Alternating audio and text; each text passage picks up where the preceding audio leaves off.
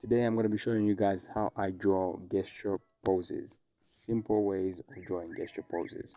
So one of the simplest ways in starting to draw a gesture pose for beginners is that I start with a simple stick figure. I know, trust me, start with a stick figure.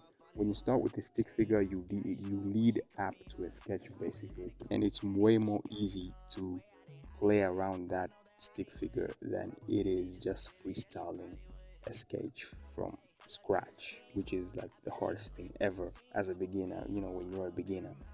So feeding up onto the so you're basically feeding up onto the idea of having the stick figure already there. So you're basically just adding more detail and form and shape to the sketches. And here's a clear representation of how I do that. So enjoy. Check the mic and make sure it sound right, boys.